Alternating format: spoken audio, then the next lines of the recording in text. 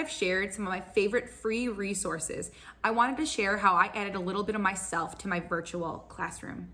Because let's be real, we could be doing some component that's virtual or even be 100% virtual come the fall. So we want to be prepared, and we want to make sure that we are fulfilling that need, that those kids are getting a little piece of us when they are on the virtual classroom.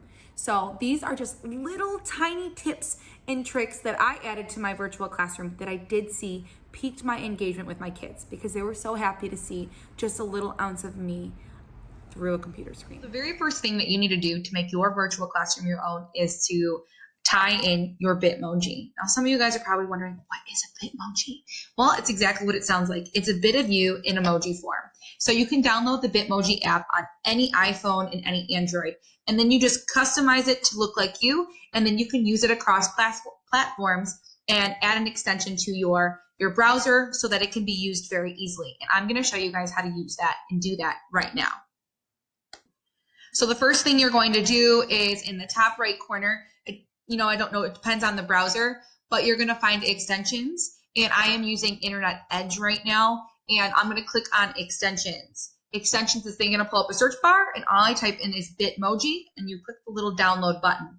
Once you've done that, you're going to find a little green square that pops up just like so here, and it says Bitmoji. It's so cute. And I'm going to click on it, and it's going to show me my Bitmoji pop up in tons of different forms. So there's me. Now you're probably like, it doesn't look like you. Well, I usually have my hair really curly. But anyways, you're going to click whichever one. You can sort through to find one that's very fitting for you or whatever you're trying to do. And I'm going to go ahead and pick one that is very me. I like coffee. My kids know I love coffee, so I'm going to right click. I'm going to click Save Image, and then I'll just go ahead and save it with its name, which I decided I already done that, and I named it Coffee. So let's go ahead and add it to a PowerPoint, and I'll show you how to do that. So one thing I learned very recently was that you can just drag and drop images right onto a PowerPoint. So I'm going to take my little coffee right there, drag and drop it, and look it, I'm right there. I don't have to go into the insert picture. It's a nice and easy, quick way to add an image you had just found. So there I am. My kids are going to make the connection that it's me, add a little literal piece of me to my presentation.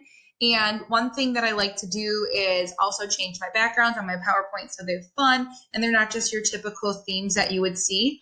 And the way that you do that is you will right click, you'll click change background, choose image, and I had already found my background through a Bing search and just found watercolor background. And then, like I said, I just changed the fonts to make them more me, more funky, and more fun.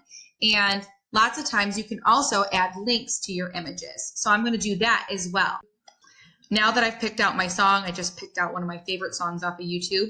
I'm going to go ahead and attach it to my Bitmoji. So when they click on my Bitmoji, this song will pop right up, and it'll be a great way to start their day or their virtual lesson. So I'm going to click insert. I'm going to click link. I'm going to paste it in there, apply.